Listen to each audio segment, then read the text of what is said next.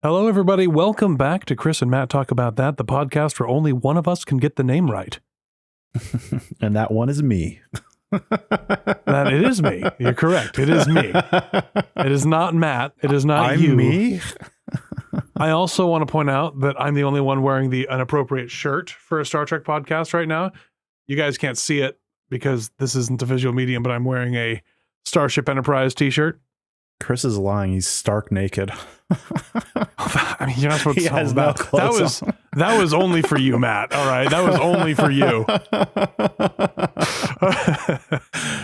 So we're recording a little later than normal because I just got back from an air show weekend with my parents, my niece, and then my wife and kids out on the peninsula of Washington, and we saw a really awesome air show out in Bremerton. And so Star Trek was pretty far from my mind because there were airplanes, which is, I could do an airplane podcast too, but one at a time, I think, one at a time. But I had a great time and then realized, we got to do this podcast thing. I sent a really hurried message to Matt, like, I'm not going to be there on Saturday. We usually record these on Saturday afternoons or Saturday mornings, and it just didn't happen this time. So if we seem a little rushed and unprepared, it's because we're rushed and unprepared. So good job. You saw it, and now we've gotten that out of the way. So today's episode is one I enjoyed, actually. I thought this was a good episode. It's called Progress. It's the 15th episode of season 1. The writer is Peter Allen Fields. Some trivia on the episode, including with the writer here. Peter Allen Fields co-wrote the Inner Light teleplay, for which he received a Hugo Award, which is it's a high honor science fiction writing award. He co-wrote the teleplay with 2 other people, and so they share that award. And he was also the primary story writer on what is commonly considered to be the best DS9 episode, In the Pale Moonlight. So this guy's got some writing chops. He's written, I think, 13 Star Trek episodes, either the teleplay or the story. And I've actually got a list here of what he's done. So for TNG, he did Half a Life, Cost of Living, The Inner Light. DS9, he worked on Dax, this episode Progress, Duet, The Circle, Necessary Evil, Blood Oath, Crossover, For the Uniform, In the Pale Moonlight, and The Dogs of War. So he did a lot of writing, and it looks like he pretty much stuck with it at least through, I think, season 4, season 5. I don't know most of those DS9 episodes, but the ones you did read out are some of the better ones we've watched. Yes. Yeah, Dax is good, and Progress, this one, I think, is one of the better ones of season 1, for sure. But yeah, so pretty cool. There's also a little bit of fun trivia in here. In Sisko's office, you see a Daedalus class starship, which I think this is only like the second or third time you see a model of the Daedalus class. I don't think we've never see it on screen as a starship, but it was kind of the precursor to the saucer and secondary hull situation of starships. It's the one with a big spherical hull, primary hull, and it has the big cylinder. So you see one in the background in Sisko's office. The first time we see one is in TNG as a graphic on a screen. I cannot remember the episode, but I know we see one in TNG first because TNG does a lot of things first because that's just what TNG does, right? Is that like the medical ship that Crusher is driving in the finale? It looks like it, but that ship is not a Daedalus class. Okay. It is clearly it was clearly inspired by the design of the Daedalus class. And I think the real world design is the Daedalus is actually a concept design for the Enterprise, the original Enterprise that didn't make it, which I don't mind. I don't think the Daedalus class looks very good. Yeah. It does look more kind of near future spaceshipy than the Enterprise does. But it didn't quite make the cut, but it did get into the lore, which is kind of neat. That's how a lot of starships end up in their historical lore is, we wanted to put this on screen, but it didn't make it. But you know what? We'll put some reference to it later. Like the Star Trek Phase 2 model that they were going to use, which is ended up being the basis for the USS Discovery in that show. So that weird looking ship, you actually see the model that they mocked up for that for Star Trek Phase 2 in the background in Star Trek 3. It's parked. Phase 2 is a TV show they were going to do as a spinoff before they did Next Generation, right? And that was like very early 80s, right? Or late It was 70s, maybe? late 70s. So they were Okay. going to do a TV show, and then at the last minute, they decided to make it into a movie. So a lot of the Okay. characters in Star Trek, the motion picture, come from Phase 2, like Decker and Ilea. And there was somebody named Zahn who was going to be taking Spock's spot, but then when it was a movie, Leonard Nimoy was like, I'll come back for a movie. Movies are good. So The but sets yeah. of the first Star Trek movie are really cool, so makes me wonder how good that show would have been. I don't know. It was still Gene Roddenberry, so middling at best, probably. late life Gene Roddenberry. He's a good concept guy. He's like George Lucas. He's a great idea man. The execution, not so great. Not so great. Let's see. But And this episode was a nice little... Oh, sorry, you got another trivia. I got one last piece of trivia here. Mullibok, who's the old man in this episode, is the first character in the show to call Kira by her given name. Nobody else calls. She introduces herself as Kira Nerys in the first episode, but this is the first time someone calls her Nerys. So okay. her given name is second, kind of like in a lot of Asian cultures here, your family name goes first, and then your given name is second. And that is demonstrated first in TNG with Ro Laren. Her given name is Laren, but she's Ensign Ro because Ro is the family name. So Right. we've established that with Bajorans in the past, and this is just kind of cementing that a little bit more. So yeah, you were saying you're going to talk about some thoughts you had on this episode? Yeah, it's a nice little feel-good episode. It's almost I can't call it a slice of life episode because there is a guest star. You know, slice of life would be like in the Next Generation, you have like Data's Day, where it's just, you know. Data's Day, one of my favorite episodes, by the way. I love that episode. Yeah, it's like, here's the main cast, there's no guest star, here's just a regular day, and mundane things happen. And those kind of shows and episodes can be entertaining, especially when you have really established characters. This episode has a bit of that, especially in the B plot. It's really slice of life. Nothing really, the stakes aren't super high in this, but it's an entertaining episode, and it deals with some ethical issues, something that Star Trek has gotten into before a few times. But it did it better with good. this one, I think. I think it addressed it better this time than it has in the past. Like a certain season 7 TNG episode. What episode are you thinking of? Because I'm thinking of the one where they've got the I can't remember the name. It's the one where Wesley leaves Starfleet and goes off with the Traveler, but it's also the Native American colony that's like, no, we want to live with the Cardassians because we don't want to live this planet. It was very poorly done. Had he left with the Traveler by that point and he came back? Did he leave with the Traveler at the end of that episode? I thought he left with the Traveler at the end of that episode. He left Starfleet in that he decided he wasn't going to be in Starfleet because he didn't like how things were being handled. Yeah. So. Well, the episode I was thinking of, which has the exact same conclusion as this episode, is the TNG episode where Data is on a Federation colony, and that planet was being given to The Shellyak. And he blows up their whole like aqueduct system with a single phaser blast. So Data has to get them off the planet because the Shellyak are just going to obliterate them if they're still on the planet. And there's no choice. He has to do this. And this is just part of the greater good of the Federation that these people have to leave their home. The greater good. Yeah, right. And the same conclusion. He destroys their home to force them to leave. Yeah. I also really like that episode. I don't as much like the episode you're talking about. So. No, that's why I use that as a bad example. So I use that one as a bad example. That episode could have been really good, but the execution wasn't there. Well, they went too blunt with it because when you like straight up Native Americans, like put some metaphor into it. Well, I mean, they don't like Picard because he's French and his ancestors kind of kicked him off their land the first time. They're like, nah, I don't think we're gonna do this again. But this is not a TNG podcast. This is a Deep Space Nine podcast. So I like this episode a lot. I enjoyed it. I didn't feel like it was a light episode to me because I thought it's another Kira episode and she goes through some stuff in this episode. We'll talk about that as we get into it. We'll start talking about the plot a little bit here. So there's two plots in this episode. The primary plot is Bajor wants to tap the core of one of its moons to provide energy to, I think they say tens of thousands or hundreds of thousands of homes for the winter. Hundreds of thousands is our call. I think that's what it was. Yeah. So they're going to use geothermal energy because apparently antimatter is too expensive and solar panels aren't available or whatever. Anyway, so you just got to look past that. You got to look past it. Doesn't make any sense. They're going to use this moon for power and it's not a lot. There's not a lot of people living there, but it kind of blows my mind because this moon is clearly a habitable moon. They're not in domes or anything. They're just out in the air. So it's got a breathable atmosphere, life sustaining,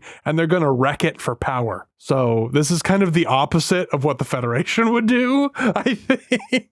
Like we're going to destroy this moon and make power. We can't share our technology because they're not part of the Federation, so we can't loan them a antimatter core reactor, which could I'm assuming that the Enterprise's antimatter reactor could probably power like a planet. Yeah. Yeah.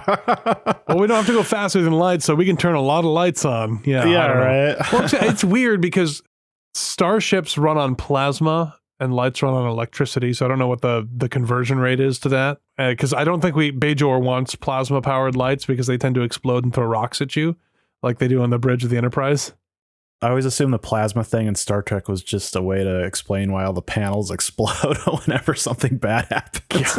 Yeah. Well, I don't mind the panels like sparking to show when things are bad or whatever. That doesn't bother me so much. It's when you see rocks fly out of the console. It's like, okay, all right, the GM has said rocks fall and everybody dies, and they're not falling from the ceiling, they're falling out of the console. It's every Starfleet console is a Claymore because they know that they don't have any seat belts in their starships, and so if they get in an accident, it's like, well, we want to make sure you're dead and not crippled for life because we don't want you to have to live as a cripple. So here's a rock Claymore, and that's how you drive the ship. Yeah. I don't know. It's funny. I don't understand the affects people's decisions in a lot of situations, but that just became a thing where the consoles explode and the rocks fly out of them.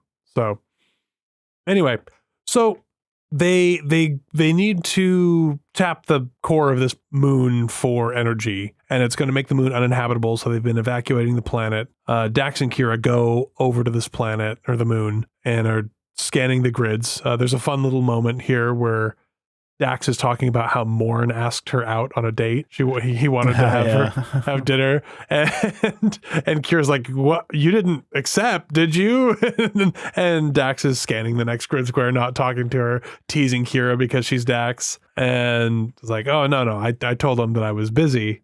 Kira's like, "Oh, thank goodness." And then Dax gets as far away, look, goes, "You know those 7 or 8 little white hairs on his forehead? They kind of make him look cute." Dax attracted to monsters, confirmed. I mean, look who she ends up with, you know. He's not a monster because of the forehead. He's a monster because he's a terrible father, but... You notice the music sounded different in this episode? Yeah. I didn't find any notes on the composers, but it did seem... a little more like 90s movie-ish kind of soundtrack. Yeah. It really did have that scene, that feel. So anyway, so they're scanning this planet and they see, hey, we've got light signs. Somebody must have been missed in the evacuation. And Kira says, well, I'll just beam down. And Dax offers to come with her, but no, I'll take care of it. It'll be half an hour. She beams down and is immediately confronted by 2 mute Bajoran farmers brandishing farm implements at her like Bronze Age peasants. So they literally come at her with pitchforks. One's got a pitchfork, the other one's got a spade. A little on the nose, just an actual pitchfork. Yeah. So we after the commercial break, we find out that they are mute and they were abused by the Cardassians, and that's why they can't speak. Not because the studio didn't want to pay 2 more actors for speaking roles. Definitely not that. It was definitely because of the abuse. I think them being mute's kind of a weak part of the episode, in my opinion. But whatever. Going forward, they don't say anything to her, obviously. But an older man named Mullabach comes out and is like, "Hey, they don't like uniforms. You got to leave them alone." And Kira wants him to leave because she doesn't want him to die. And he's like, "Why don't you come in for dinner?" And she's like, "No, we don't have time." He goes, "Yeah, they all say that, and you gotta." We get to see a Bajoran household that is not quite as Bronze Age-ish as Storyteller. This one has things like windows and electric lights, whereas none of the ones in the other one. But we are still using wood and steel tools. But that doesn't bother me so much, because just because we have plasma cutters and microwaves doesn't mean everybody's cooking with plasma cutters and microwaves. Like, I still have a shovel with a wooden handle, right? That a tool is a tool. Apparently this moon is more advanced than the planet of Bajor. Well, he says later in the episode that he commandeered a Cardassian freighter to get there. He's clearly embellishing the tale, but he must have landed with a little bit of a tech base to create his little holdout there. Yeah, when he tells that tale, and it's pretty clear he's exaggerating, right? Yes, yeah, for sure. And you kind of look at the people, the mutes, and you kind of wonder, like, man, do these people just despise this guy? Well, the expression they give over and over. The expression they give is like, "Oh boy, here we go again." Yeah. I don't think they despise him. I think they enjoy his company, and I think they appreciate that he's taken them in, because clearly he's taken care of them. It's not just that they're all hanging out together, or it's some kind of weird cult thing, and he cut out their tongues, and he's actually the bad guy. But we don't know. We don't know. So Kira is trying to get him to leave, and he keeps on hitting on her, sort of, or calling her little lady and all this stuff. Anything he can do to make her angry to get her to leave. And finally, she calls up to Dax like, "Hey, it's going to be a while. He wants me to stay for dinner for these roots that are going to take 3 hours to cook." But you can see that she's starting to get kind of fond of him, probably because he's so difficult. And that's how Kira is. Mm-hmm. And it's already introduced at this point that she's feeling uncomfortable with the idea of forcing people from their homes, because that's what the Cardassians did. She wants him to want to leave and go, and she says, "You'll have a life on Bajor. It'll be different, but it'll be a wonderful life. You'll have everything you need. I'll bring your seeds, bring your tubers. I'll bring you down anything you want." But it's she doesn't want to make him leave, and that's the big issue. Meanwhile, back on Deep Space Nine, Nog and Jake have overheard a business opportunity. The B story, I enjoy the B story on this one a lot too. Totally unrelated to the A story, but completely unrelated. It's really fun. But so Nog overhears his uncle and his father talking about an order of Yamek sauce, which apparently is some Cardassian. It's Cardassian ketchup, I guess, and nobody likes it but Cardassians. I'm guessing it tastes like, I don't know, lizard slime or something, because nobody likes Yamek sauce. I mean, Dax probably does because she likes monsters, but. And Quark is saying he's going to take it out of Rom's wages for the next 3 years or something, because he shouldn't have ordered a giant thing of Yamek sauce, because they've got one Cardassian on the station, so there's no reason to have all this Yamek sauce. He says it's half his wage for 3 years. What is he paying? What is he paying him? Like $50 like a month? My thought is he's garnishing his wages that long because he made a stupid business decision, and it's punishment. It's not to recoup the lost value. That's my read on that. But yeah, apparently, I don't know, what was it? I forget. Ravages. They called them ravages of Yamek sauce or something like that. I can't remember. There's some weird fake Star Trek. I hate it when they do this. They use minutes and days and kilometers, and then they use isotons and ravages and other weird fake measurements for things that we have measurements for already. You don't need a sci-fi sounding thing that means kilogram, okay? You don't need a sci-fi thing that means pallet. But so they have a lot of Yamek sauce, and Nog has the idea to sell this for a few bars of latinum and make himself a tiny little profit. And it's clear that a bar of latinum is quite a lot of money in this. So we're thinking medieval age, like a gold piece is, several $100s or several $1,000s. And most people are using copper and silver if you're an RPG kind of guy. So he wants to trade away this Yamek sauce, which is an interesting thing and like meet with the freighter captain, who I actually like. I can't remember I don't think they name him, but he just seems like a dude who's gonna hang out and like, yeah, sure. I want to sell the Cardassian stuff because they pay their bills. And he has no problem buying it from 2 kids. He's like, sure, if you got it, I'll take it. But he doesn't carry Latinum, and Latinum can't be replicated. So he offers to trade them. I think it's 5,000 or something, 5,000 self-sealing stem bolts. Which we never even learn what it does. We never even know them in a box. We see that. We literally see the stem bolts, but we don't know what they do. Some prop guy had to be like, invent this meaningless device. What does a stem bolt do? Yeah. So they end up with the stem bolts, and Nog is very upset about this. He's like, I just wanted Latinum, and Jake's like, no. We could sell the stem bolts or something. And Nog's like, what are we going to do with stem bolts? Jake quite reasonably says, what are we going to do with a bunch of Yamek sauce? It's like, okay, we'll do this. Oh, that's right. I forgot. Back on not Bajor, the Bajoran moon, Kira and Mullibok are having dinner. And I think this is where Mullibok starts telling Kira the ridiculous story about how he got there. And then Kira was talking about some of the things. They kind of alluded to some of the things she had to do. She had to fight to get rid of the Cardassians. And Mullibok, to get under her skin again, goes, oh, well, I'm sorry I missed all the fun. It must have been like shooting fish in a barrel. And Kira's not happy with that. I like this scene a lot, actually. I really enjoy this scene. And he's like, well, how'd you do it then? And she goes, we hung on like fanatics. And he goes, oh, that sounds like a great idea. He knows what he's doing. And you can see Kira both being incredibly aggravated and uncomfortable because he's drawing this parallel between her struggle and his, only she's the Cardassian now, but also respecting him for being a fanatic because that's what she's had to be her entire life. I thought that was a good scene there. Yeah. Do you have any thoughts over what we've talked about so far here? Or?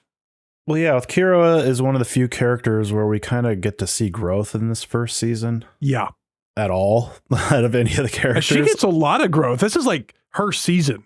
Yeah, we got a little with Cisco, and I'm mostly just in the pilot, honestly. Yeah. But Kira, we get quite a bit of establishment of this is a character who has lived her entire life in rebellion, and now she is a member of the establishment. Mm-hmm. And now she's the man instead of fighting the man. That's the struggle in this episode. It is a struggle. I don't know when I want to get into this, but a struggle between like individual rights and collective rights. Yeah. And before she stood on the side of individual rights, and now it's her duty to stand on the side of the collective rights. And that's kind of her internal struggle that she has to deal with here. Yeah, I can't imagine how difficult that would be for her. Because I was never a rebel myself. I've always been, oh, is that the speed limit? Okay, I'll go the speed limit. Oh, I'm not allowed to do that? Okay, I won't do that. I don't cause that much trouble. I mean, I do sometimes, but it's rare, and I dig my feet in, my heels in rarely. Most of the time I just kind of go with the flow and try to make my life as easy as possible. So, I'm your average human. So I don't have that rebellious streak that Kira has, but I can see because Nana Visitor is such a good actress. I can see the internal struggle on her face. It's plain to see when she's having these thoughts, and it doesn't look contrived. I don't know. I really enjoyed this episode. This episode is another one of those episodes that feels almost like a play rather than a TV show. It's kind of set up more like a play. In terms of how the act structure and the scene structures are, not the shots. The shots aren't. I can see that, yeah. It could be done as a stage play, and I think it could be done pretty well. Really, if you take out the B plot, the entire episode takes place in one spot. In 1, 2, 3, 4 locations. Because they start on DS9 and Ops, right? Yeah. And then you have the shuttlecraft. Runabout. Yeah, okay. And then you've got inside of the house, and then you've got outside his of the yard. house. Yeah. Yeah. Yeah. So I can kind of see what you're saying. It does feel a little like a play in that regard. Yeah, they just keep on cycling through those sets, and it works pretty well. But yeah, so Kira goes back to Deep Space Nine to tell Minister Torin, who's her boss, because Kira works for the provisional government.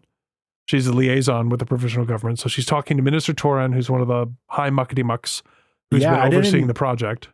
I totally forgot about the fact that she is primarily serving the Bajoran government until seeing that scene, like, oh, this is her actual superior officer. Yeah, she's serving under Cisco on the station, but Torin, this is her real dad. Yeah, so her real dad's very concerned about this project, wants it to go off without a hitch. And she gives him he gives her a dressing down later, like, hey, if you can't do this job, we'll find someone that will. Yeah, no, that's like at this point, he's telling if you can't get him to get off that planet or off that moon so we can light, hundreds of thousands of homes who are going to be cold in the winter, and some of those people may die because it's the 19th century on Bajor. So we're hard on Bajor, but it was occupied by a foreign power for like 100 years. So that does things to a place.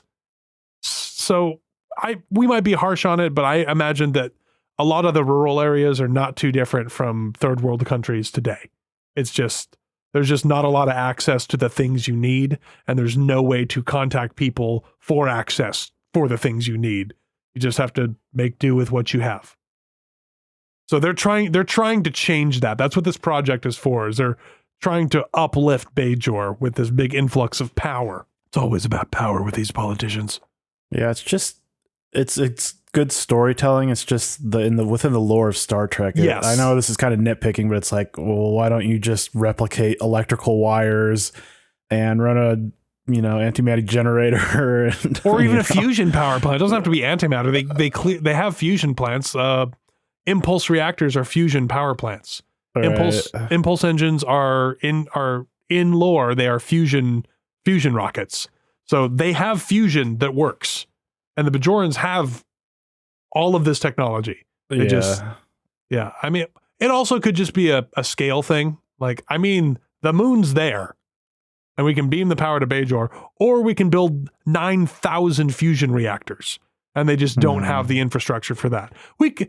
I can see how it would work, and they could have spent time explaining it, but in the greater scheme of things, it doesn't matter why they're tapping the moon. It just matters that they are tapping the moon. Yeah, the story is more important than the nitpicky technicalities.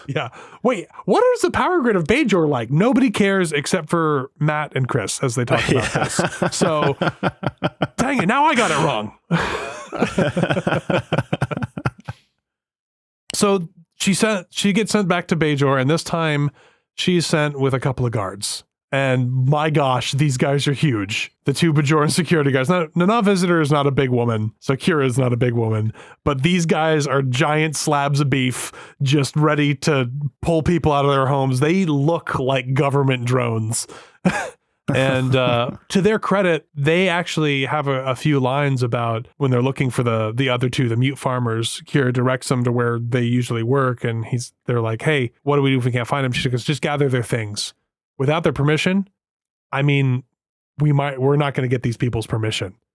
So the guards are concerned about asking the permission, showing that the guards, they're doing a good job of showing that Bajor isn't being the bad guy. There are just parallels to what a government has to do sometimes to individuals for the greater good. And the yes or no on that. This episode does such a good job. Like, eminent domain is a great tool, but man, does it suck if you own the property that's an eminent domain, right? Yeah. Like, what if I don't want a railway station in my backyard? Well, you can move. Here's some money. Well, why don't we just get into the kind of the thesis of this episode? So yeah, we can go into that. I'll start with a question. With the exception of justice for breaking the law, philosophically, do you think the rights of a single individual should never be infringed upon? The way I look at it is that you do not infringe on the rights of someone so long as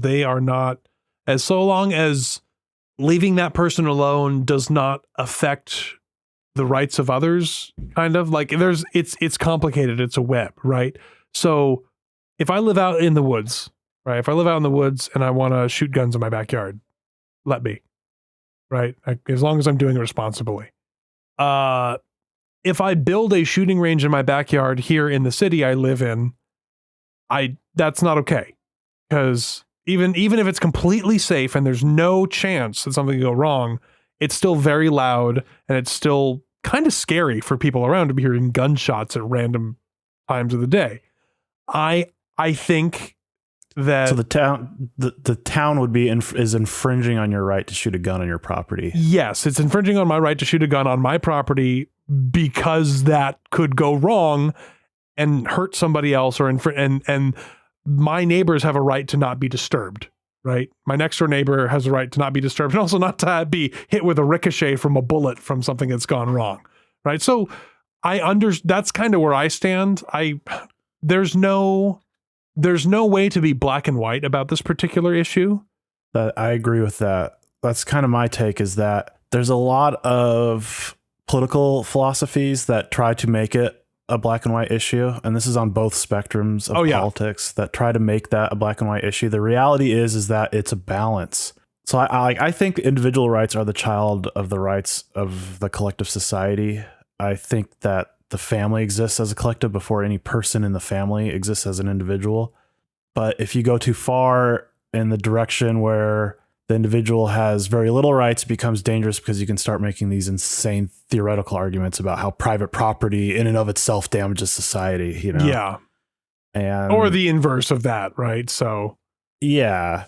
And the funny thing is about these extreme forms of these ideologies is that they both kind of end with the small group of elites holding all the power and all the material value. Yes, yeah, it's a circle. But in reality, like you're saying, it's a balancing act. And I think humans, if you have a healthy society with like a shared values, I think we inherently kind of know where to draw that line. You know, you can't have, if one person's property is holding back 100,000 people from having electricity, then it sucks that person has to lose their property. But I'm just like, this need clearly outweighs this one person's rights. Well, I will say that it sucks for them to lose their property.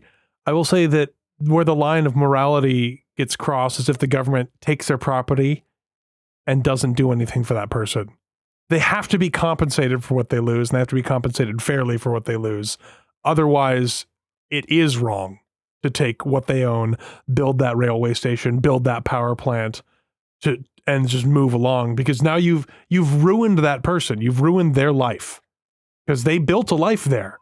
And if you take feel that it's wrong either way, though. I get what you're saying. You're correct. Like, the government shouldn't just eminent domain and give you $0 for it.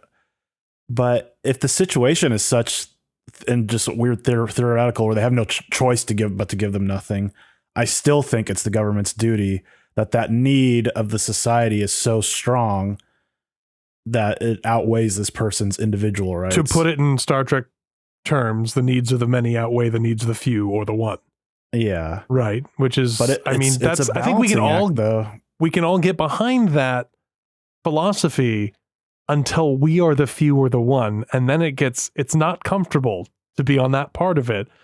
So it's important to look at stuff like this and remember that someday you will be the few. Someday you will be the one being asked to sacrifice for the needs of the many.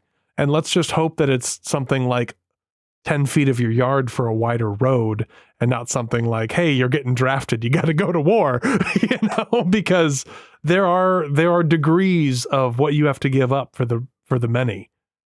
And there's also a whole spectrum of what is good for the many, and do you agree if that's good or bad, right? Well, so it's also, what are the many? Because I think it's easier if you live in a small village, right, and you're related to a quarter of the people in the village, for the village to come to you and go, hey, we need to extract this resource off your land. It's easier for you to go, okay, I need to do what's best for the people.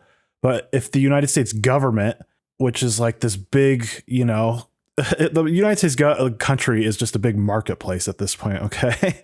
So if the United States government comes and says, I want your property because I want to use it for this, for these people that you have no relationship to, that becomes a way harder situation. We're building a data center. You're going to have to give up your house. Yeah. Excuse me, sir. I didn't vote for this. Eagle screeches in the background. So it becomes when the collective becomes larger and larger, it becomes more oppressive against the individual. Yep. And that balance, it becomes much more difficult, which is another thing of why I'm almost becoming, the more I understand the world, the more I'm almost becoming like a Luddite, where I'm like, we should just smash the machines and everybody should live in villages of 500 people. Like, that's how humans were meant to live. Smash the machines. It's not how it's gonna go. So we gotta figure out what we're gonna do. I'm down with all the data centers randomly catching fire, though. I'm fine with that. I don't know how that happened, but it burned down in the middle of the night. They said they found a rock in its cooling system. It just these things happen, hard water. It was hard water, and it all ran out. But to bring it back to this episode, this is the thing Kira's having to go through. Is she, for all of her life, has represented the individual who's had their rights stamped out by a collective who they don't share values with, they don't share heritage with, and they're like this collective who's got their, the proverbial boot on their throat. And now she is on the other side of this equation. She's not working for the Cardassians, obviously, but she is working for a collective where she wasn't doing that. Like the collective in the sense of a power structure. She's working for the government. Okay. Mm-hmm. And her role, she cannot act like a rebel anymore. No. And which is why I'll just spoil my favorite scene with Cisco, where he gives her the speech where he's like, look, you have to change. You have to have an internal change and realize you can't be that guy staying in the house fighting this anymore, because you have to represent the greater good of these people. Your role, you've been fighting for your people. You have to do it in a different way now. Yep. The line that drives it home that he delivers, Avery Brooks delivers it really well. It's like, it's really uncomfortable to be on the other side of that equation, isn't it? Mm-hmm. And she is in tears, and she says she hates it. I think the line is literally, I hate it. And it's a gut-wrenching scene. Well, I like that I'll get into that when we get to the favorite scene. We'll talk about it then. Yeah, I like how honest she is about it, and how she connects with Mullibok so well. But we'll go a little further through the story here. So after Beef 1 and Beef 2 show up to take the farmers away, she's pounding on the door to try to get Mullibok to go, and he makes a comment about, you're going to use that because she's wearing a phaser, and she's like, well, it's protocol. And then he sees that they hear one of the security officers call out to Kira going, Major, and one of them is holding his guts in because he's been stabbed he's literally been stabbed with a pitchfork. Yeah. I think it's the only time in media I've seen somebody having been stabbed with a pitchfork. So it's like, so he gets stabbed with a pitchfork. They attacked him with a farming implement, and so they take her, have them both in custody, and they're like, trying not to hurt them, and Mullibok loses his crap and runs at them because he feels very, very protective of these two, and he's like, get your hands off of them, and attacks them, is like trying to attack. Kira tries to slow him down for a second, then he gets through, and the guy who is holding one person panics and shoots Mullibok with his phaser.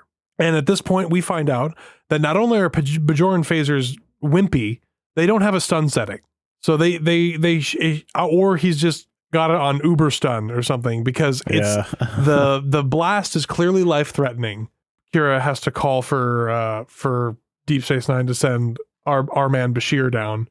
I didn't remember this episode, so I was like, man, is this guy gonna die right now? Yeah. I remembered the ending of this episode, but I had forgotten a lot of the ins and outs of it. And I'd forgotten how much I enjoyed it. I really like this episode. I enjoyed watching it both times I watched it. Kira is straight up the best character in the first season. Oh, I think by far. Yeah. Best character. I want to say she's the best actor too. Yeah, I agree. Just doing what'd you say? The 360 through the legs dunk. Yeah. With her acting in the episode. Yeah. She's a step above everybody else. Granted, they're giving her more, but they're giving her a lot to work with. That is true. Yeah. And a lot of the other cast does do a great job when they are given scripts like this to play with. And the guy who plays Mullibok is awesome in this episode. He delivers everything perfectly. I like him immediately. The first 3 seconds he's on screen, I like him and I sympathize with him, even though I'm like, dude, you got to get off the planet. You're going to die. You want him to win. So he gets shot and Bashir arrives to treat the wound. And the other two, the mute two, they're called Baltram and Kina. They're evacuated to Bajor and they try to get Mullibok to go. And he's like, no, you're not going to treat me on the station. I stay here. If I leave, I'll die. He says that several times. If I leave, I'll die. And so at this point, Kira takes off her uniform jacket and says, leave your medical supplies in your kit. I'll take care of them, and starts building the kiln outside of this guy's hut. And he'd mentioned that he wanted to get it built. It was something he mentioned in an earlier conversation. I should finish that kiln, and then maybe, glaze my own pottery again, yada, da, da, da, da, da, da, da, da. And so she had heard him say that. And so she has decided to kind of throw her lot in with Mullibok. And so she's building the kiln, tells Bashir to get lost, and clearly doesn't have a plan, but just is going to be down here with this guy that she's come to enjoy the company of. And you can tell she sees him as like, I don't know, like an uncle or a grandfather or something like that. So just, the respected elder that everybody loves. Everybody has someone like that in their life. And she has clearly fastened onto that, probably because she never had that when she was young, considering her circumstances. So, and she goes back to the station. It's like, I don't know. She just went crazy, took her stuff off and told me to leave. And now she's down there. I don't know what to do. And this, I love this part. Cisco's like, well, I'm going to tell them that you recommended he be cared for a few more days for humanitarian reasons. And Bashir's like, but I didn't recommend that. But that's not true, Commander. Then make it true, Doctor. So he immediately says, word for word, what Cisco has. It's like, you moron. Again, Julian just being, Wesley Crusher, but without the brains. Oof. Meanwhile, Jake and Nog, they got their stem bolts. We got our Token O'Brien appearance. Oh, that's right. O'Brien is in this episode. He is in this episode for like a minute. Comes in and he's like, "Hey, you got to move these self-sealing stem bolts." And he's like, "Yeah, they're the finest stem bolts of the quadrant or the sector." And he's like, "Oh, is that right?" And Jake and Nog are doing everything they can to be like, "What are they for?" Because they don't understand it. And he's like, "Oh yeah." And he's like, "What are you going to use them for?" "Oh, whatever you use stem bolts for," because he's saying that they're quarks and not his. And he's like, "I have no idea. I didn't even know. I've never seen a stem bolt before this." And they're like, "How'd you know they're self-sealing?" And he's like, "It says it on the manifest." And they're like, "Oh." And he leaves. And they're like, "What are we going to do?" And they get the idea to contact the original person who was going to order the stem bolts, because the reason they got traded to them is the captain of the ship brought the stem bolts, but Bajoran guy couldn't pay. And so they're like, out of luck. You can't. That conversation with O'Brien, if you take out the context of us knowing that they actually own the stem bolts, how weird of a conversation is that for O'Brien? Like, that's a weird why one. are you two kids so obsessed with these box of bolts? Why are you guys being so weird about it? I gotta imagine O'Brien's like, "I told Cisco that this kid was a bad influence. That something ain't right with that boy." What's wrong with that boy? Someone needs to give him the belt and sit him down and eat some cottage pie or something. Some good home cooking Irish stew and no more Ferengi. Man, the secret sauce of DS9 though is if you need to throw in a B plot to burn minutes, just do Jake and Nog doing anything. It's entertaining. It's great. Yeah. So anyway, they're gonna go call those people. Cisco goes to visit Mullibok. Mullibok has nightmares overnight and stuff. Actually, no, I think it's no, that's later. Cisco visits Kira to be like, hey, I don't know what you're doing, but you gotta be done. You gotta be done with this because you gotta get him back because I want my first officer back. I do want to point out that Cisco is very polite in this case because he could have clearly just beamed into the dude's house. But he beamed outside and knocked on the weird, like, crooked hinged Bajoran door because doors have to be different for aliens. It's another sci-fi trope I hate so much. Like, why does it open up and to the side? That is, just make it open sideways like a normal door. It would just be a normal door.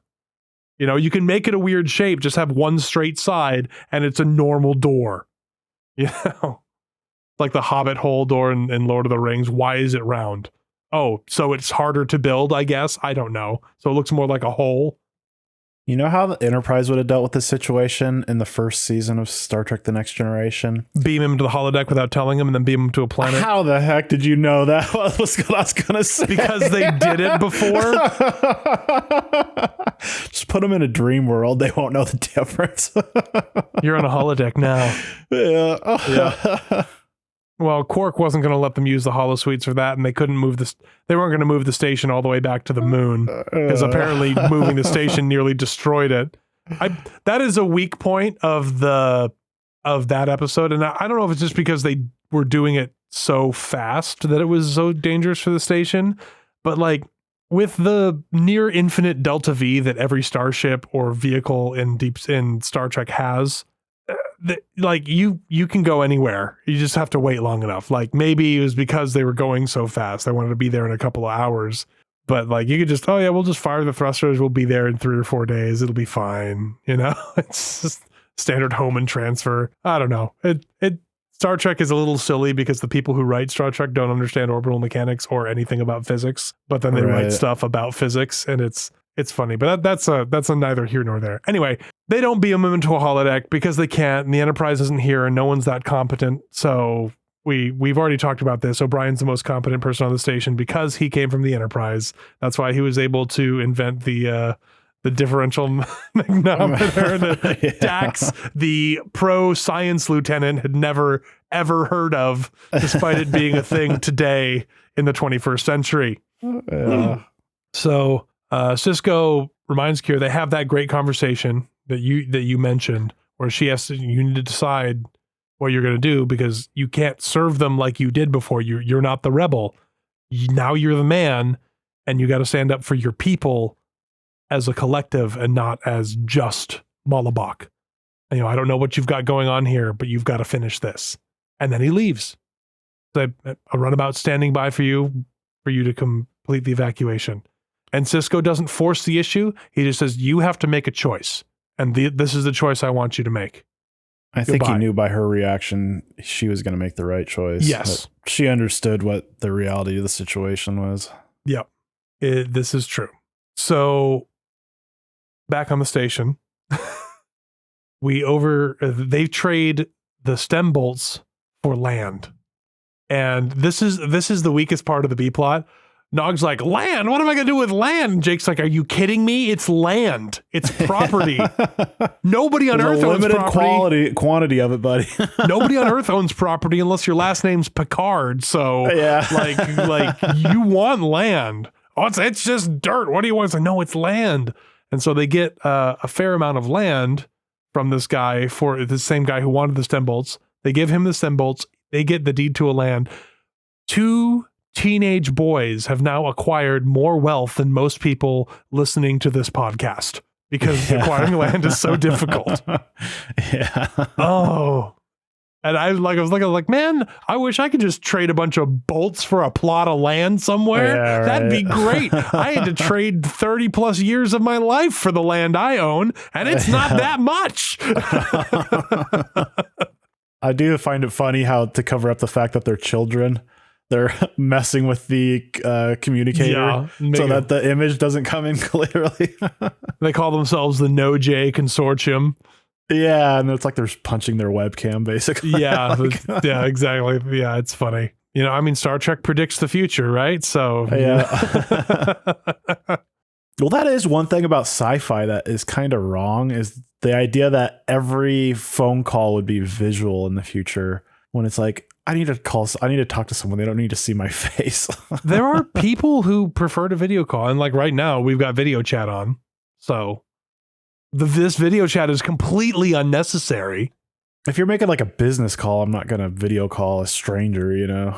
How are they going to see you in your underwear otherwise? Yeah. Right? And see my Star Trek shirt that I'm definitely wearing.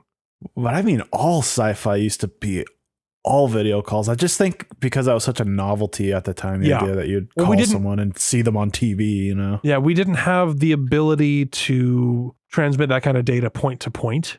And that idea is like, okay, well, if we can do voice, we obviously can do video. But it was an idea that seemed possible, but couldn't figure out how to be done in the 60s and 70s. And you started getting some analog video phones, I think, in the 80s, but incredibly expensive and kind of pointless, because you're basically recording. You're basically doing like a two-way television show is how it was working. And I don't know if other people could pick it up or not, but. Yeah, they didn't predict the fact that we would actually be calling each other less, and we'd be going back to wired telegrams. Yeah.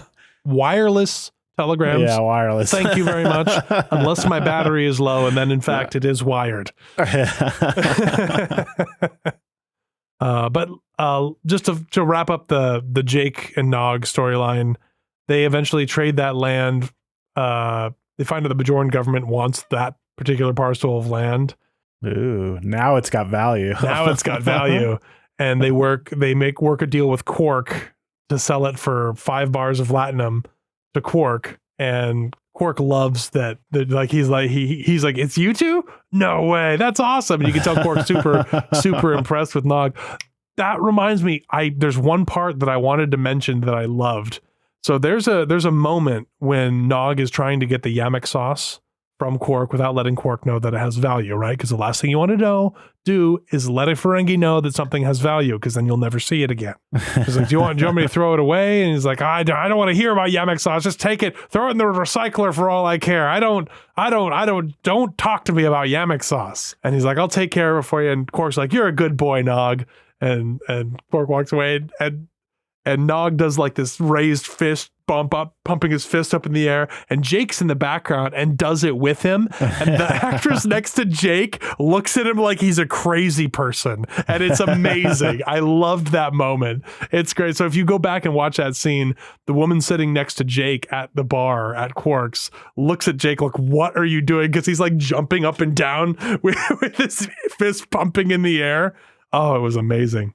What do they call the trash compactor? It's got a cool name. It's like matter to energy. The reclamation or something. Matter reclamation or something like that. Yeah, it had a cool name. Yeah, I mean, it's just a replicator that works in reverse, right? You poop into the replicator that works in reverse, and then it disassembles it and turns your poop back into chocolate cake, and you eat it, and then you just an endless cycle. So that's what they. Yeah, that. If you didn't know what they ate on Starfleet stations, now you know. Did you know that? Well, now you know. You'll never watch Troy eating a chocolate sundae the same way again. Well, most people won't. Anyway, so so after Sisko leaves and Kira takes care of Mulawak overnight, he has like dreams at night, like nightmares, and he's shouting in his sleep. And there's a really tender moment of her taking care of him, and he wakes up and is like, did I say anything? And she's like, no, just a lot of nightmare noises. You're fine. Protecting his dignity. And it was like, I don't know. I loved everything about the little relationship that they formed together. And she wakes up the next morning because she was up all night helping him, and he's finishing up the kiln. She puts the mortar on the last brick last space brick that's going on the space frame of the space kiln, and hands it to Mullibok, and he puts it on, and he's like, well, now we got to light it. And he's, again, he's hesitating. He's trying to make sure that she can't take him out of there. He's trying to keep her in his little orbit so he doesn't have to leave the moon. And he tells her, like, I'm going to die here. You tell him, you go up to that station. You tell them they can start tapping this core whenever they want. I'll be right here. He has accepted. He says he would rather die than move. And he understands the consequence and is willing to die for it. And I think that's what makes us even more a little bit bitter, because he goes in eyes open. And he tells Kira, after she says, you finish your work, now I've got to finish mine. And she puts her uniform back on with her phaser and everything. And he goes, as long as my cottage is standing, I'm going to stay on this moon. And Kira goes into the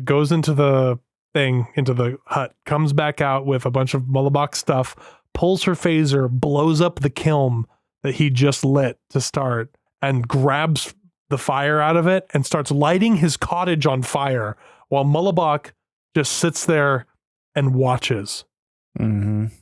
And I think some people would be like, oh, that's bad writing, because why would he not try to stop her?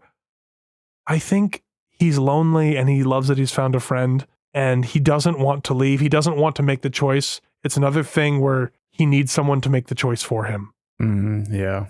And so he watches her burn down his entire life. And he says, and the last couple of lines of this episode, he's like, I can't go with you. If I leave, I'll die. And Kira looks at him, says, I won't let you. 2 to beam up. And they're gone. And that's the end.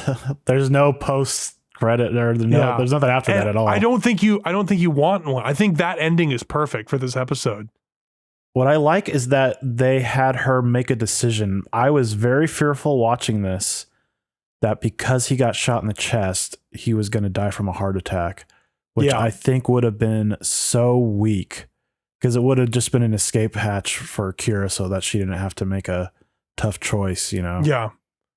Because there might be some people that watch this episode and don't like Kira after it. They think that what they're doing is wrong and they should have let him keep his land and, die on the moon. Yeah, I don't know. Yeah, good fiction is tough. Like, if you're going to do a tough ethical question, you answer that, like, have the character, you don't even have to necessarily say if the character is making the right decision, but make the character make a decision. Yeah. And show the consequences of that decision. And they do that. And I appreciate that. Yeah. But it is the exact same ending of that TNG episode. I mean, the emotionality of it is very different, but it is Data shooting the viaduct and making the people leave. The emotionality is completely different. Yeah, because that's just like, oh, well, I've destroyed your water supply, now you have to leave. And this is like, I'm destroying your entire life so that you can have a new one. Yeah. So it's there's kind of a little bit of a death and rebirth theme in this episode, because Kira's old self is dying as she's being reborn as her. Now she's championing the collective good instead of the individual's rights. And Mullibok is dying and being reborn as a citizen on Bajor. His whole life is being destroyed, but he's going to go find a new, maybe better, hopefully better life on Bajor. Maybe doing the same stuff. Maybe he becomes Kira's pen pal. I don't know. I don't think we ever hear from him again. I think it's a one-off, which is a shame. I think it'd be fun if he'd showed up even as like her calling him for advice or something later in the series, because they bond really well over this. And I love the actor. I love the way he's portrayed in this. But yeah, great episode. Loved it. Loved this episode. Was very refreshing after having to watch Storyteller. Yeah. Storyteller's solidly on the skip list for the next time I watch DS9. Yeah. This is a must watch for season 1. So, I mean, so far the must watches, I think if you are only going to watch a few episodes, you have to watch the pilot. I would say you have to watch Battle Lines, this one, and Duet. There are some other episodes that are in between that are also pretty good, but I think those episodes are ones that you have to watch from the first season, because it really kind of defines what Deep Space Nine is. And this episode in particular is kind of Deep Space Nine going, look, we're not always going to find the happy solution. Because in TNG, the feeling was, oh, this is the happy solution because now the colonists aren't going to die. Those stupid colonists should have moved. They don't make you empathize with the colonists in the episode where they're moving them out of the Shellyak that I would remember the name of, but I forgot. This episode, you feel for Mullibok.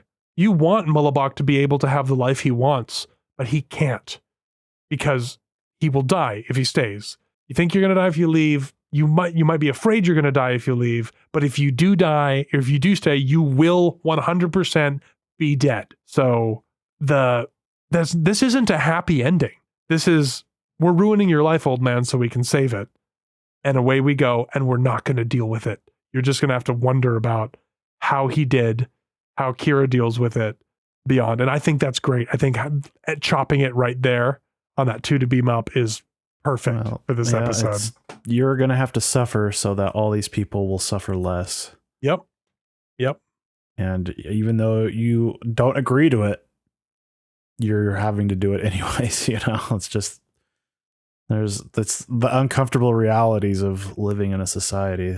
We live in a society. Yeah. Sometimes those kind of things have to happen. Yep. And it's tough. Like there's always a trade-off. If you don't want to live in a society, go to the woods somewhere and be super lonely and die the first time you get a bad cut, I guess. You know, it's just, for me, I like my fiber internet and my ability to order pizza and go out to Mexican restaurants and going to air shows and flying to places I've never been. So I think society is a good thing. I think it's good to live in a society, and I think it's worthwhile to make sacrifices for the society, even when that tramples on some individual rights within reason. Yeah. Within reason, so long as those people are made whole somehow, right? And you can argue that you can never make someone whole after taking like ancestral land or whatever. I understand. I personally, if the government came by and was like, hey, I need your land, I'll give you everything it's worth plus a premium so you can get out of our way, I'd be like, sweet, looks like I'm moving somewhere else. I'm out of here, goodbye. But that's just my situation. So we'll move on to our end questions here. And we've already talked about this first one, which is, was there a single ethical dilemma that defined the episode? And it's, do the needs of the many outweigh the needs of the few or the one? Yeah, I wrote it as, where does the society draw the line? Or I should say, where does a society draw the line between the rights of an individual and the prosperity of the collective society? Yeah, and I think the right thing was done in this episode. Yeah. There are some things that could have been handled more gently, but I like just regarding the 2 actors they didn't want to pay for speaking roles. But with Mullibok, I think they did it the best they could have. And like we talked about, it is a balance. In this instance, we need your land so that hundreds of thousands of people can have power and heat. Better lives, yeah. Okay, this isn't, we need your land so we can build, self-filling bolts, Yeah, we're not making a self-sealing stem bolt factory here, So it is a balance. It's a subjective balance. It is. It's hard to just write objective black and white lines. Someone has to make some kind of subjective judgment on these kind of decisions. And that's where you hope that your elites have some kind of shared traits that will make them empathetic with you. Because if you don't, then you're in a rough situation, which is what the, Bajorans were when the Cardassians were making those decisions for them. Mm-hmm. All right. Well, Matt, if you had to delete one scene, which one would it be? Do you want to go first on this? Because I forgot to answer this. This is a tough one. Because this is another fairly tightly shot episode. I think I'm going to go with the scene where they start talking about, the very beginning, where they start talking about what they're doing to the moon. And because you could put some of that exposition into Kira and Dak's scene as they're scanning the moon. Yeah. I'd delete that scene if I had to, because I don't want to. I think this episode is shot and edited quite well, and I don't think it needs to lose anything. But I think that's the one I would get rid of if I had to. For me, and I think this is going to be a recurring thing as we watch these episodes, it's the action scene. So it's the guys coming out being stabbed, and then the choking, the older guy choking one of the security officers. If for people that don't know, and people like when you describe a shot in a movie as being flat, it means all the characters are kind of standing, when you're recording, when you're filming something, okay, you're shooting 24 frames per second, so you're just taking lots of pictures, okay? So I mean, if it's 1993, you're shooting 24 frames per second. I mean, come on. That's what it was. Like, where's your 60 frames per second? 120 frames per second. Yeah. So you're painting a picture with every frame, and so you can. That's the magic of movies, is the art you can draw with your camera. And Star Trek is often what you just call flat. And what that means is they're taking the easiest route to record something. So all the characters will be kind of standing next to each other in the frame. One character won't be standing like way behind another character. Everything will be in focus. Okay. So they're trying to bust these episodes out. Like what? They record one in like a week and a half or something crazy something like that. It's and wild. The thing's half the length of a whole movie. So they're shooting and writing and everything. They're having to bust these out really fast. And they're doing 25. So they're doing enough for half a year to air for the whole half a year. It's insane, especially compared to television now where they do like 10 episodes, you know. But the production quality is much higher now, I will say. A lot higher. Yeah.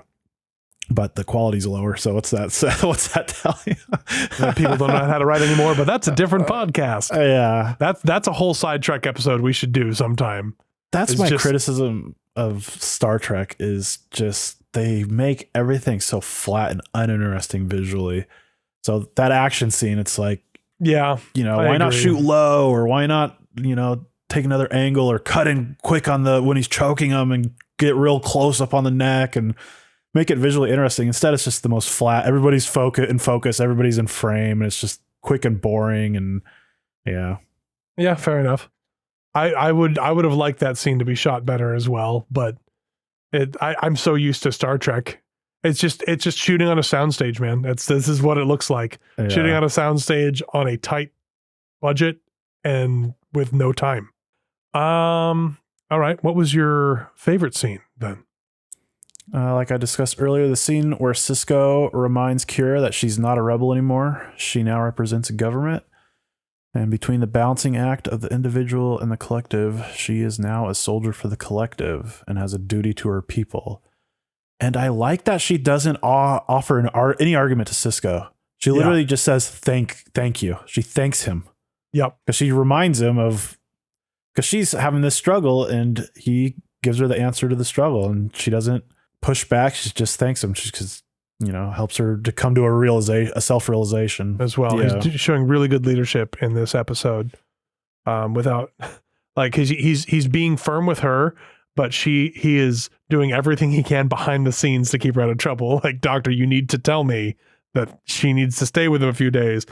No, so I'm going to say, I laughed so hard at that scene. So make it true. Yeah. Like, you moron.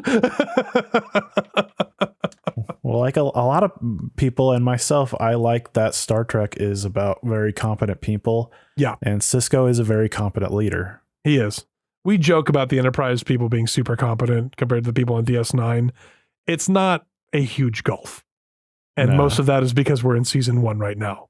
And Bashir too. Bashir needs to get better. I think he's got. I'm Dr. crossing Julian my Buffoon. fingers. I think he's gonna get better next season. Well, we'll see.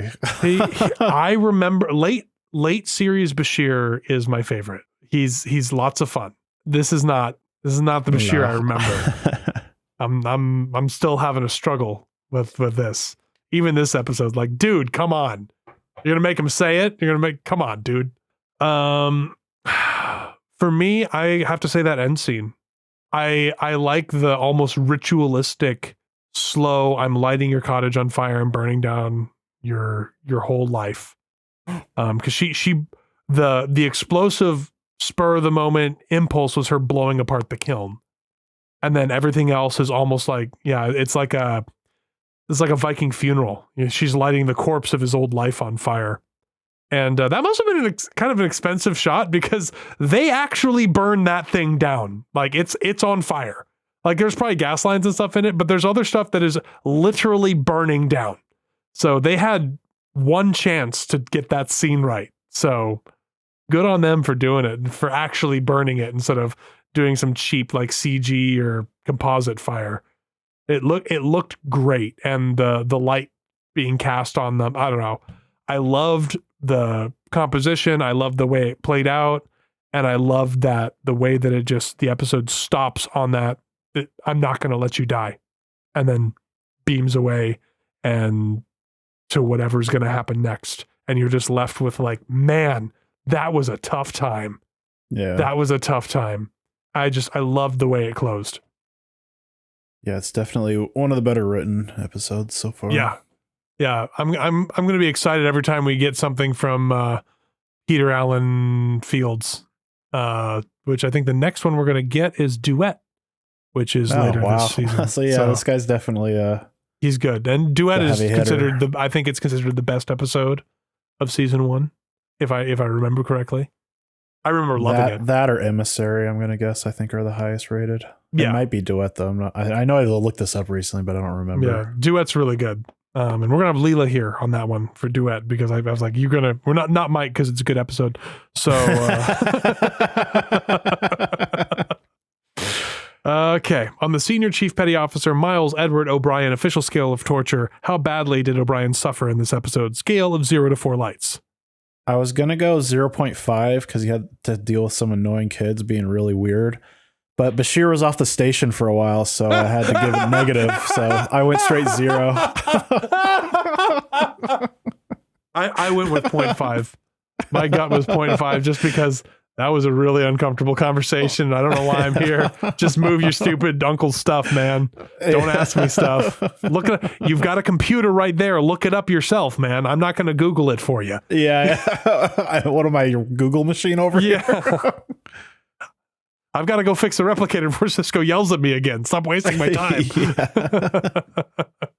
Do these bolts make coffee? No? Well, I don't want to know about them. Is this episode properly defined as science fiction? No. There's no sci-fi elements in this episode, which is fine. Well, what about the self-sealing stem bolts? Yeah. They're self-sealing. The episode wouldn't have been the same if they weren't self-sealing. Yeah, if they were just regular standard stem bolts. Nobody would have believed that they would have traded them for land. Yeah, for a regular stem bolt? Come on. No. Only self-sealing. Easy one. Who is the main character of the episode? Kira and Mullabach. Yeah. Like, no Kira. question. Mm-hmm. Yeah, easy. Overall score 0 to 5 stars. I went 3.25. I really like this episode. It doesn't hit as hard to me as it's just personal taste stuff, like the metaphysical questions that are asked in Dax. That tickles really your brain more than this one does. Yeah, that's more my kind of thing. And the last Kira episode is kind of more. Just speaks to me more personally. 3.25 it's a strong episode to me. It's one of the better ones we've watched this season. I'm going to give it a 3.7 because I the way the Dax episode tickles you, the getting through this identity and the almost like the death of the old self and the rebirth of your new identity speaks to me in ways that I didn't expect. Like this episode hit me pretty hard. Like it didn't make me tear up or anything like Battle Lines did, but this episode it hit me in the feels in a couple spots, right? You know, like I just appreciated the way it was presented and I really enjoyed it. I like if someone's like, "Hey, you want to go watch that episode again right now?" I would be like, "Yeah, let's go watch it again right now." I enjoyed this episode a lot. So yeah, 3.7 stars out of 5. Watch this one, guys. This is a good one. I really enjoyed it. At the end of the season, I think maybe we should do a recap episode of the season and kind of talk about all the episodes and maybe give a recommendation of, hey, if you're just going to skim this season, watch this episode, this episode, this episode. That's a good idea. I like that. And then before we end, I want to have a discussion with you that I wish you would have been around for last night when Cody and Mike and I were talking. Oh boy. And I posed the question, in your own lore of how the holodeck works, because the holodeck is kind of contradictory. The technical manual gives a good explanation for these contradictions, which I did not know until we kind of looked it up while we were talking. But if you're in the holodeck, like you're in the holodeck and I'm standing outside the door and you take a gun and shoot at me outside the door, do you think the bullet would hit me? Oh, the safety's on or off? Safety's off. I think it hits you. I think it's a replicated bullet. Because the way the holodeck works is everything's force fields and holograms, and some things are replicated so that you can interact with them. Food is replicated. You're correct. Balls that are thrown are replicated.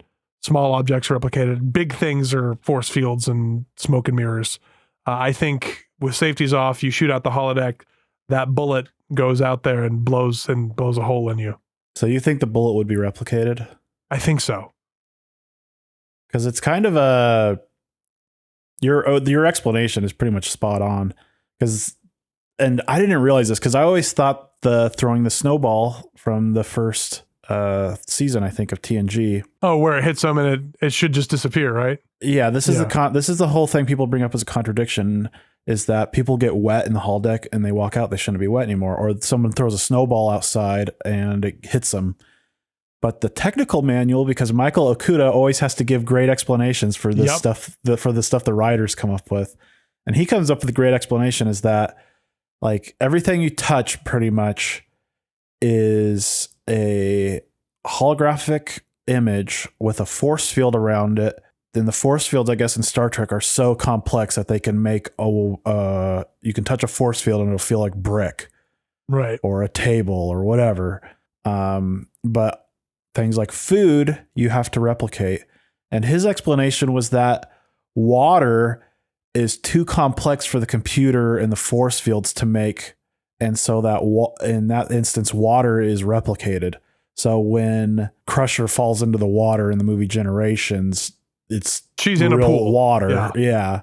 And then the snowball is real water. That was his kind of way of fixing the things that the writers kind of screwed up. But the holodecks are just magic, is what it is. Yeah. So so it really comes down to like you're saying, like, is the bullet replicated or not? And I guess it's just it has to be replicated, and that also proves out in the first contact scene where they shoot up the Borg, right? Because the gun works. Because if it were just force fields, they'd be like, oh, this is an energy weapon. That's a great point. Dude, that's great evidence. I didn't think of that. Because when we were talking, we were thinking like, oh, you get shot with like a force field, basically. And so that when the holodeck goes off, there's no bullets inside of the Borg. But your explanation makes far more sense, because if it was a force field, they would have reflected it, as we always see Borg reflect energy. The first couple probably would have gone down because they hadn't been hit with that particular weapon before. You always get 2 or 3 shots with the Borg, and then their shields figure it out and they go, nope. But bullet harder to deal with. So that's what brought us on. I was like, because I went target shooting with some friends yesterday, and I was like, in Star Wars, boy, all these magic weapons, but boy, kinetic weapons, the goats, 3,000 years kinetic weapons will still be the best, because you shoot at a Jedi with his lightsaber. I'm sorry, he's not stopping the M60. An M60 is going to be a lot more useful to you than a blaster rifle. He's not going to be shooting those bullets back to you. But then I brought up that holodeck scene where in First Contact, all the phaser rifles and everything, and he gets out the World War I Thompson gun, and that takes care of him lickety split. Yeah. But we also see that assimilate this. Bullets can be reflected with fairly low power shields, because in A Fistful of Datas, he makes the shield generator out of his comm badge, and it tanks the first 2 or 3 shots. and deflects those bullets before he shoots the hologram data. Wow, I forgot about that episode. Dude, this is my brain is full of so much useless Star Trek information. So much that will never ever come in handy other than on a podcast like this. That's one of the reasons I want to do this. I'm like, I gotta use this somehow. I gotta get it out. Oh no, I don't want it out. It's a part of me. Star Trek is a part of my identity at this point. But yeah, so replicated bullets. In fact, it's honestly the bullet's probably replicated in the chamber of the gun, and then it's fired like actually fired with the firing pin and everything. And when you have your safeties on, it's just a smoke. It's not replicated at all. It's just a sound, and then it simulates it. And so when you get shot with a holographic bullet from something, you just don't fall down. You just feel a force field prod. Goes like, hey, you've been hit. And if you don't fall down, the character's like, what? I thought I hit him. And it's like cheating in paintball, right? So it's like, yeah, I got hit and poked me, but I don't feel like being dead. So I'm not. I love the safety guideline stuff in the holodeck, but I think in reality, the holodeck would just not be capable of committing deadly force. Yeah. Well, and like, it's funny. In its programming. Especially when it's like disable holodeck safeties and they're like, not recommended. They're like, disable it anyway. And the computer's like, okay. It should be like command level. You should need a bridge officer enter in their code. Yeah, we're going to take the safeties off this bad boy because we want to see if we can actually survive. And it's just not exciting enough unless we might die. Yeah, you think after the 10th episode with some kind of horrific holodeck thing that they would fix that issue. Yeah. No. Make the show boring, so. Yeah. All right. Well, that was progress. We made progress. The show's making progress. Kira's characters made progress. Well-named episode. Watch it. Definitely not on the skip list. I would say this is a must-see for season 1. And yeah, we'll see you next time. What do we got coming up next for episode 16? How many? There's 22 this season, right? So yeah, we got a few more. The next up is If Wishes Were Horses. Oh no. Is this a Mike episode? I think it might be a Mike episode. This is Star Trek getting weird again. Title doesn't sound promising, but do you want me to read the tagline? Yeah, go for it. Deep Space Nine is put in jeopardy when the crew's thoughts manifest themselves and figures such as Rumpelstiltskin appear. Oh, dude. Yes, I accidentally started the next episode and it's like, yeah, I saw the image of him. Yeah. On Plex, it started playing and I think I clicked on the timeline on accident and I saw that little monster. I was like, what? Rumpelstiltskin. Yeah, we'll have to get Mike back on for this one, I think. Just because at this point we're trolling him. Literally, if we bring on Rumpelstiltskin, it's not rated that badly. It's not rated that badly. So maybe we'll be surprised. Right, Star Trek can be fun when it's weird. So yeah. Anyway, thanks for listening, everybody. This has been Chris and Matt Talk About That. If you forgot the podcast name again already, Matt. And yeah, we will see you next week. Well, talk to you next week. You can't see us. Not yet. Adios.